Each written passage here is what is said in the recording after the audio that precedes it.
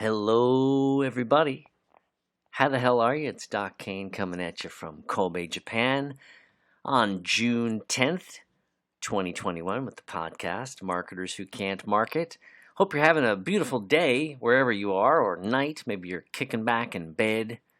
You've had something to drink, maybe, or maybe not. Maybe you're just sipping on some decaf coffee or some mint tea. You're relaxing. You wanted to listen to me talk about marketing. You need a hobby. But thanks for listening. I appreciate it. This is my hobby. I think we're almost a month into it. I miss being on the radio. I think that's part of why this is enjoyable to me. I love being on the radio. It's a good time. But we're here to talk about marketing, right?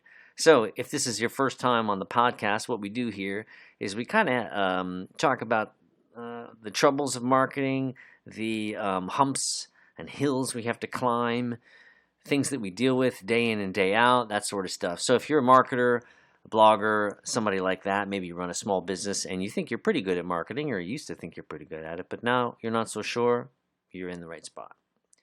So today, I wanted to talk about something that's applicable to, I've been saying applicable a lot lately, I'm noticing, so I had to get away from that. But we're going to talk about something that's good for any kind of marketer, any kind of anybody really, with something to kind of promote or sell to another audience, and that is signaling and messaging, right? They go fairly hand in hand, but I liked the sound of the two words as I was thinking about this today. Signaling and messaging. And the first thing, signaling, being how it is that we present ourselves to potential customers, right? If you're a salesperson, when you're first thinking about making outreach to somebody, you're looking for what we would call suspects, right? People that you don't know a whole lot about, you don't know anything about really, but they kind of seem to fit a particular pattern of behavior. Maybe they're on a list that looks like the right kind of eventual customer. Something like that, right? They're a suspect. They live in the same area as you do. They have teeth. If you're a dentist, I thought somebody asked recently in a forum, like, who's a good, who would you define? And someone said, people with teeth. I thought that was so smart. Yeah, people with teeth, but not really. And that's actually the point I want to make, surprisingly. So if you send out signals to the market suggesting that, hey, I'm here for everybody who has teeth, that's the wrong signal, right? And what you end up with is the wrong customer. And if you're thinking about messaging, which we'll get into a little bit later, it's impossible to message to that audience and do well as business. And also, it's impossible to do well by them because there's so much that you have to deal with. There's so many things that you're going to have to try and correct or address if you're a dentist appealing to everybody, right? And dentists know this. I worked in the dental field for about 5 years. I was a marketing communications director for a software company in Chicago called Revenue Well. I'll also talk about them a little bit later. And here in Japan, I deal with a lot of the private clients that I have work in the medical field. A dentist is one of my clients. I know that language really well. So if you're a dentist in Japan or in that industry, give me a holler. But anyway, dentists know this. They can't just appeal to anybody. First of all, they would be way too busy and they can't handle that sort. So they niche down, right? Niching down is important. But when we're in business, and when we work for businesses that are not our own, sometimes this idea of niching down, for lack of a better expression, it seems like giving up on a potential market that's there. And it really is a misguided way of trying to tackle marketing because you can't get everybody, right? But it all comes down to this idea of signals. What's the message that you're sending out to people, and how do you want them to see you? If you're too vague about that, you're going to get a lot of bites. And you don't want a lot of bites. You want very specific bites, right? So you have to fine-tune that message. It's like if you're looking for a mate, right? And you are trying to please everybody, or you dress very kind of middle of the road and don't allow your own personality to shine through, you're going to pick up all sorts of people that really aren't the. You're going to make too much work for yourself, right? And you'll be confusing to them. They won't know if you dress like every other guy who's going to work tomorrow in khaki pants and a blue shirt. It's not going to help you find somebody that you might end up wanting to be with. So think about that and be who you are, right? I'm always preaching this: be who you are. Don't try and duplicate yourself into some other entity so that you can please another group, or so that you look like what they want you to look like. You don't want that. You want to be your own self as an individual, and as a company, that's also what you want. You want to be telling people this is what we are. And we're not good for everybody, right? If you study direct response copywriting at all, this is like one of the golden lessons: is you have to tell people who are not good for your offer that they should not apply to get your offer, right? This one thing is lost on many, many, many offers that you see out there today. If you're looking at online marketing in particular, because people are hacking together copywriting ideas from this so-called expert and this so-called expert, and they're missing the real importance of the messaging. And bigger companies miss this sort of stuff too, right? So the basic idea about signaling is that when it comes to messaging, you have to make sure that the people that are landing in your bucket are people that you know how to communicate with. And the message that you deliver to them is very, very critical, right? And you're going to get people that match your, excuse me, your audience demographic, or your avatar, if you will. People like to use this word lately. For the past few years, I'm not a huge fan of it. It sounds kind of silly to me. But if you're knowing what your audience looks like, and you go out and grab them, you're still going to get a variety of people within that general audience, and you're going to have to know what to say to them, right? So if you think about this from an idea point of a customer journey, right, they're going to be in certain places, and you're going to have certain kinds of messages for those different kinds of people. Now, the trick to that, and it's something we don't have time to talk about now, and is frankly a book probably, is how do you figure out where all those people are in that journey? Because you can create all of this messaging, right? Someone who's new, someone who doesn't know anything about your product and just kind of found you, someone who's a little bit further along in their decision making, someone who's really close, where are they at in the funnel, and what sort of things do you want to say to them? But you don't really know unless you're living in some kind of like perfect world where you can direct people so eloquently down a funnel, which is a fucking pipe dream. You're going to be doing a lot of guessing as well, right? But like I said, that's a conversation for another day, or another month, or another lifetime. It's very hard to figure out. So you just got to have messaging, and you got to try and try and try, and you got to get an idea as to what these people might want to be looking for. It's really important, right? So I wrote down a few things. I want to just look at my notes here really fast so that I can re-center myself and give you some examples. So I mentioned dating, right? If you're too bland in your approach to dating and trying to please everybody, you're not going to win the one that you want, right? And how we present ourselves as a company or as an individual makes a difference. We kind of, as viewers of an appearance, a person's appearance or a company's projected appearance, we judge people, like it or not, and we make quick decisions because we're human, we're animals, however you want to look at it. We make quick decisions based on that sort of thing, right? So when I was a kid in school, I went to school in the 70s and the 80s. I was in high school in the 80s. But I was in grammar school in the 70s, and at that point in time, there was this weird collection of people. Not weird, they weren't weird, but there was a collection of kids that were not in my my group of friends necessarily who were huge Kiss fans. And to me, Kiss was just like the weirdest thing ever. I don't know what I was listening to. I think I was listening to whatever my parents were listening to in the 70s for the most part. And then I think the very first record I ever bought was Grease with my own money. And I think I bought it in 1978 or so when the movie came out. So that's the kind of music I was listening to. And other kids were listening to this band called Kiss. I was like, what is this?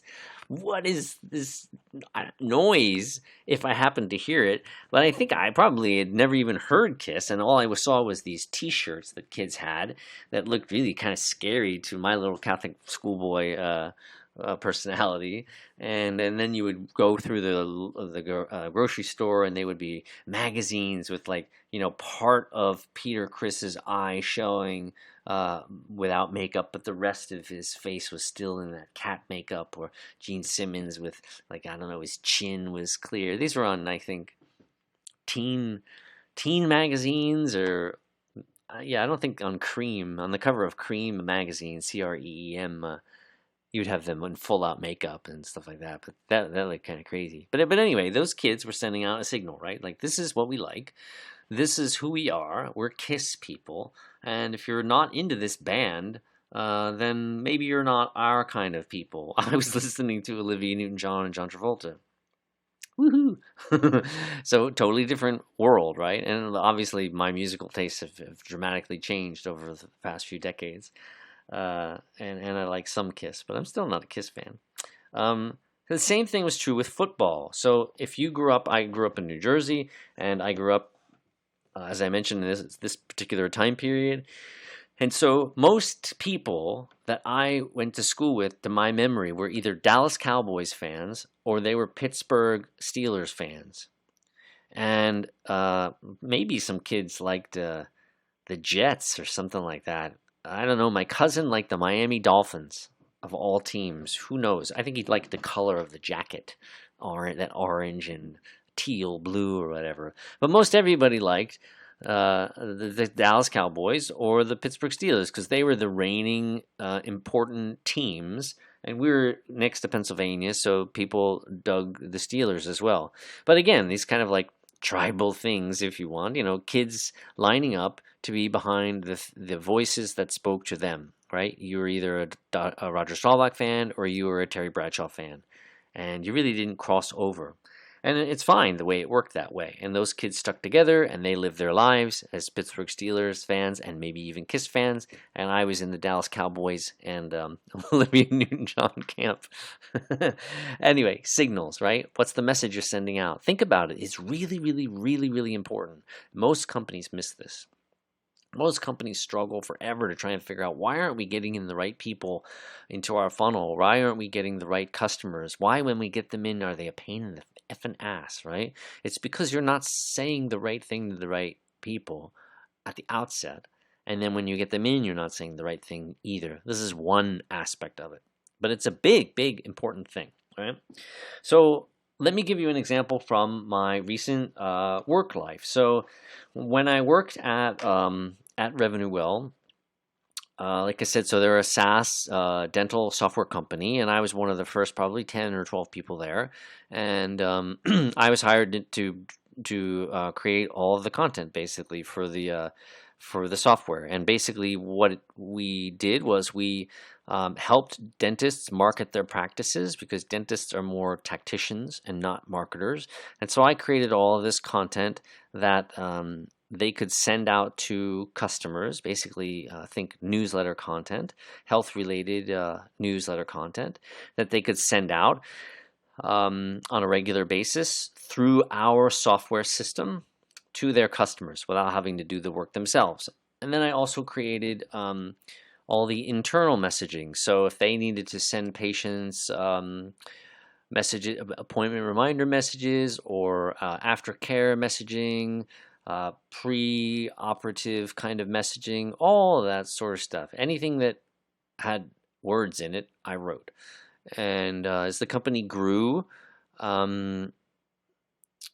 my job started to touch other areas. So I started to play around with the guys in sales a little bit and help them with copywriting messages. And I came up with email campaigns and things of that nature because I love doing that sort of work, and I'm pretty damn good at it, I think, because I can couple that skill in writing with a skill in researching and a skill in creating messaging that works, and lots of experience in general, basically. So as I was doing that, as I was growing from just doing patient-facing communications, I I was starting to help the sales team work on their outreach communications, and so I was always in frequent conversation with the sales team. They were kind of buttressed right up to where I was, and so I would go over there and ask them, like, how are things going? What are people saying to you when you're on the phone? Because I've done lots of cold calling. I was a hardcore sales guy for enough years to be able to call myself that, and I was curious, and I thought I could lend a hand, and it's fun, as I said. So what's happened on the phones? What are people saying to you? Da, da, da, we're getting not a lot of people seem so interested. This was, this always changes, but at this particular point in time that I'm going to reference now, these are the kinds of things I was hearing.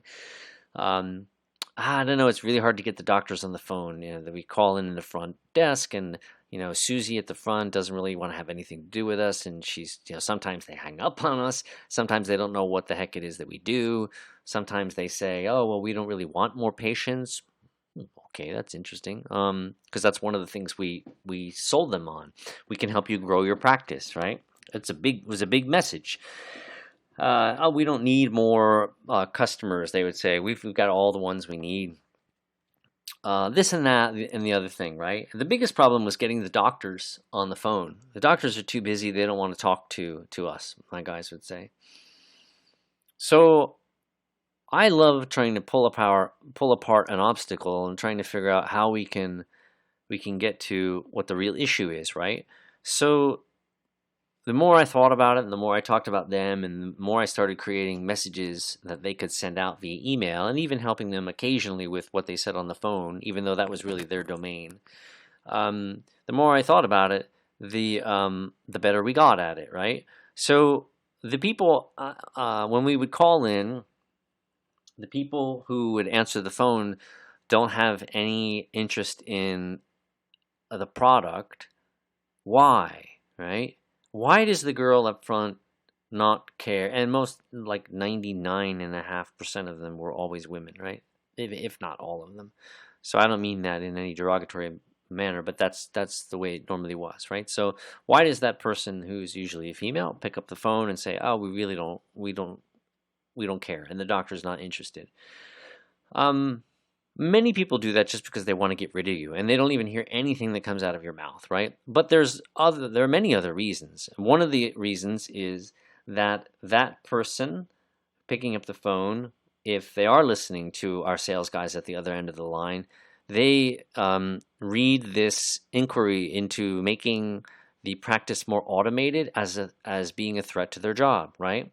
So if someone calls up and they say, "Hey, I have this thing that might replace you," do you think that you're going to be really eager to send that up the chain to the doctor who's already busy, right? So you have to interrupt the doctor to talk to him about this thing that might replace you.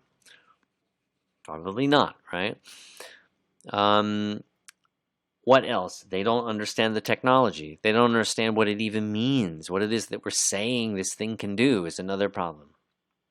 When they say they don't want to grow, what the hell does that mean to us? Like, what do you mean you don't want to grow? Well, this is the thing, right? If you run a very small dental practice and you're a single practitioner, let's say, meaning you're one doctor in a small office, you don't need more patients, actually, because more patients means you need to hire more dental assistants, more front staff. You need to deal with more lab people. You maybe need to hire another doctor. And some people don't want to do that. So that's where we need to be paying attention to their messaging back to us. So we don't want to grow. We don't want to grow is not really about that. It's about we're already too busy, and the dentist is 60 years old and he's ready to retire or sell the practice. That's what that means, right? So you have to keep asking. You have to keep digging. You have to figure out why it is these people are saying these things that they're saying so that you can get a better message. This is why a lot of people will say, "Oh, before you go out and sell, go ahead and, round up some of your customers or round up an audience and figure out what it is that's important to them." It's such a fucking bullshit thing because nobody has these people to ask. It's kind of ridiculous. Go out and ask people. Good luck with that. It sounds great in a book. It sounds great regurgitated by someone else who's read it in a book. But, you can't get anybody to do anything on the phone. And even, I remember, as a quick side note, like I remember being contacted by people like IBM and Cisco and these sorts of folks in maybe like 2002 or 3 or whatever. Yeah, 2002, 3, 4, somewhere around there, where they were sending out emails to get people to go to like lunch times and learn about this sort of stuff, Cisco, IBM things, and they would pay for lunch at a not a famous place, at a nice, well-known restaurant, and people didn't want to even go to that sort of stuff. And the people who did go were people that just wanted the meal, right? So again, wrong message, right? So back to revenue well. I'm talking to these guys, trying to figure out how to get people interested in what it is that we are offering, because we have a really good product and we believe in the product, but we can't even get to the doctor who's the real person that we need to sell to, right? So we need to figure that out.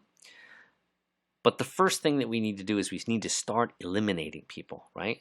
So one of the things I turned up in my research was a lot of the people, so we had a big list to work with of dentists all over the country in different states. And so we went super broad. We have a list of dentists, let's call them. So that was the approach. It didn't matter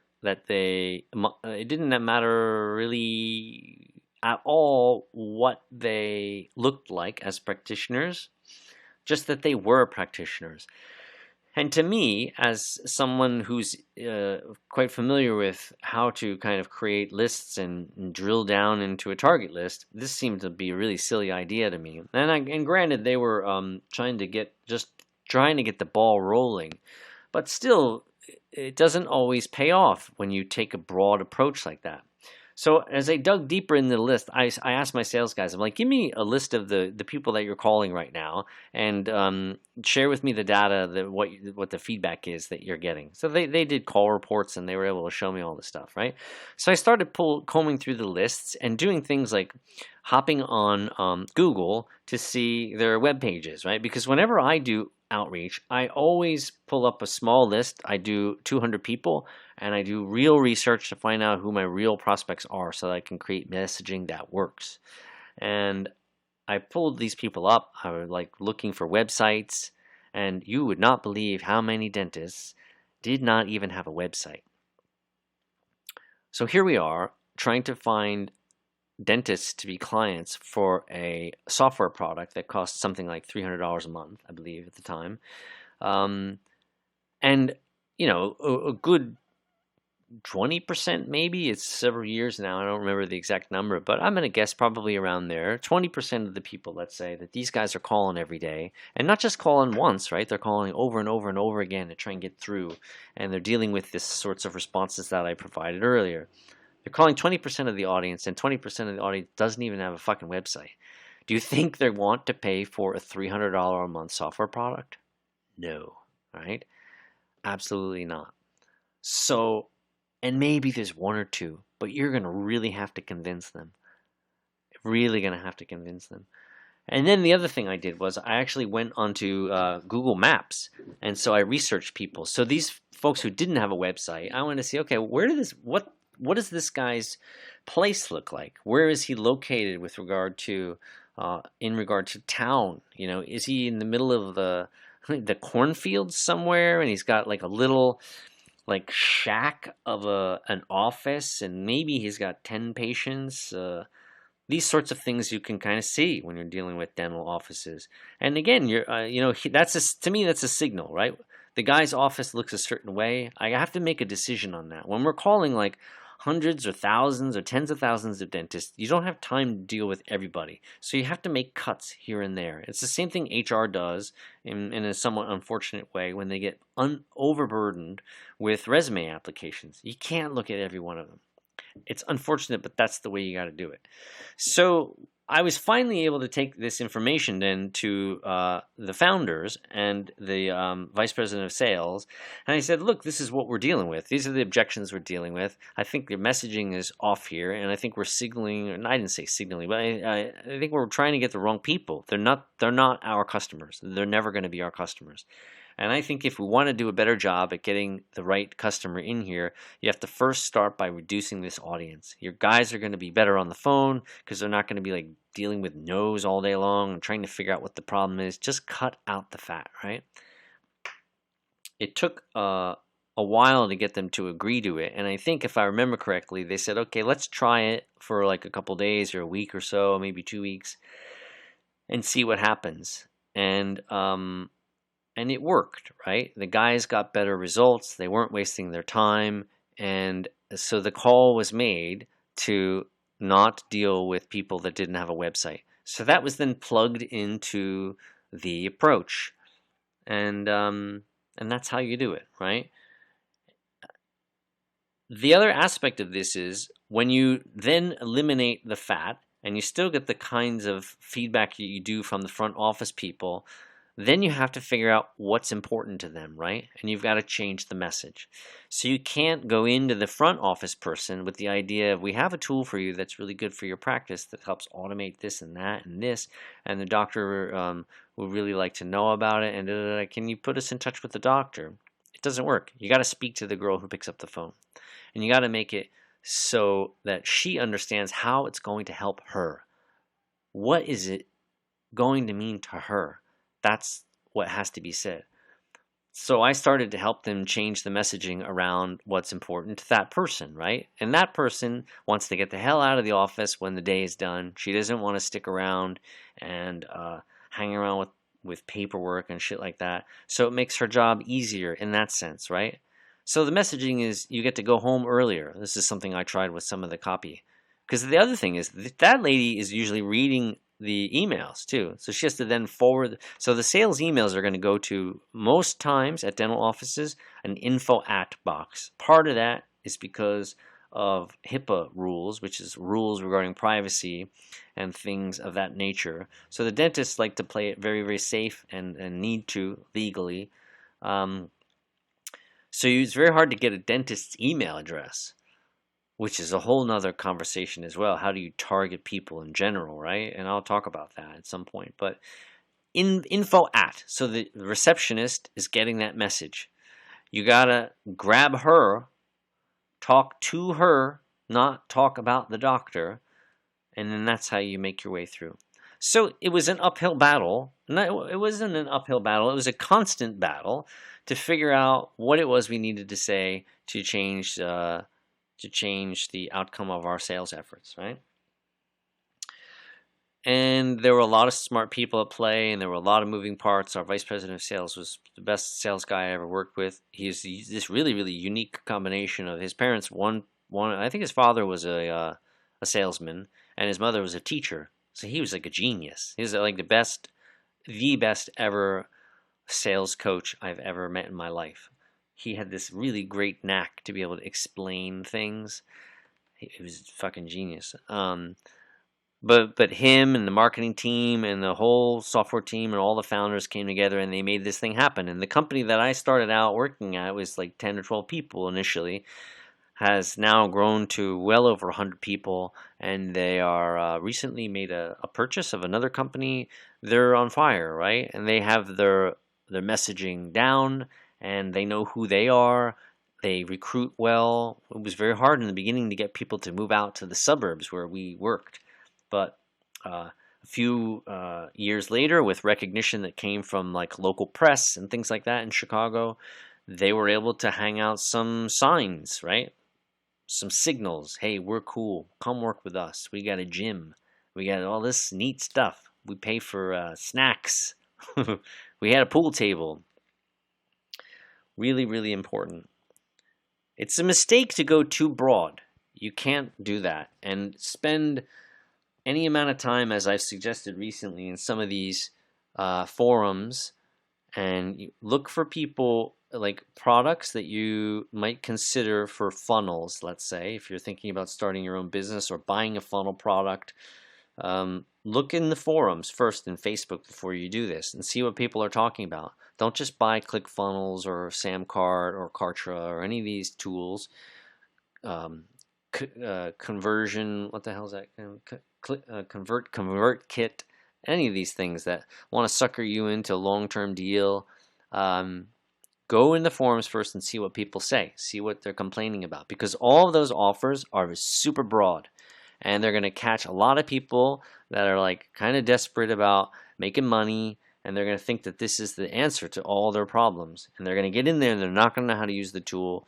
They're not going to get the support that they need for the tool because the companies have set too broad of a net, and they can't support the tool, right? So there's three things that I'll close with here, with the idea of what you want to think about, right? So when you're trying to create good messaging, after signaling, right? When you're trying to create good messaging, you want to think about what does your best customer look like, right? What is it that they do? What is it that is important to them? And what can you say to them that will get them interested in you and your story, right? Because you're going to get this audience and they're going to look different along different paths as they come into your world, right?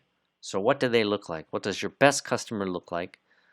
Speak to them. And if you have no customers, that's fine. That's what I'm saying. What do you think your best customer looks like? Create messaging for them. And then over time, you'll tweak it as you realize that you're wrong about this and you're right about that. You're wrong about this, right about that. This is why my idea of content seeding works on Google. Look that up in one of my prior podcasts if you want a little bit more information on that. Throwing stuff at the wall, right? That's the first thing. The second thing is you want to think about how you can help them, right? So not only what do they look like, what do you think they want to hear, but what's the result that they are going to get in working with you or dealing with you? What is the result that they get? What is their success? You should always have a vested interest in them being successful. If you don't, why even be in business? Because then you're just chasing dollar signs, right? You should always want to be helping people. That should be the most important thing that you're working on. And then number 3, what do you want?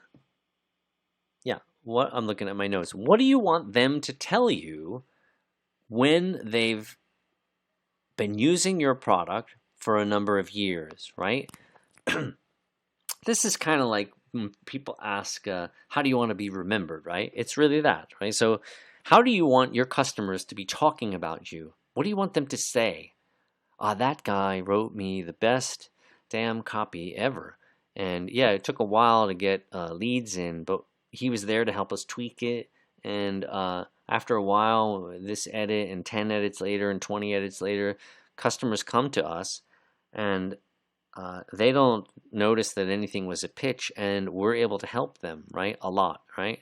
What do you want your customers to say about you after they've used your product for 5 or 10 years? In my space at Revenue Well, it would have been like, we want our customers to tell us that we made their lives easier, that we made their patients' lives easier, that clinical outcomes were better for patients, meaning that the patients followed the advice of the doctor, and the patients have healthier mouths and healthier lives, and they don't need to worry about losing teeth or things like that, right? Because preventative care is super important in dentistry, and if you can get patients in the door every few months to take care of their teeth, they're less likely to need some sort of advanced care later on. And if they're in the unfortunate position of not having insurance and things like this, or not enough insurance, or not enough of a savings to take care of an expensive care need, then they're going to be okay because they're going to avoid that rather because they came in earlier. I may have lost track there. If they come in regularly, then they're going to not run into these problems. And then because they're not going to run into these problems, they aren't going to have to decide, should I pay for this advanced care or not, because they don't have insurance and things like that, right? Or good enough insurance. So this is what we wanted dentists to tell us. Thank you so much. Yeah, this product is $300 a month, but I would pay twice that much or 3 times that much because of how much the benefit, how much our patients benefit, right? See how it kind of like goes downstream, right? They thank you for the ability you provide to them to help their customers. And that's when it really works, right? So I covered a lot here. This probably is the sort of thing that could be a PowerPoint presentation, maybe even a little bit more clearer. But if you can always hit rewind and and listen to it again. I'm talking so much I'm losing my voice. I need some sip of water, lemon water here. Hang on a second.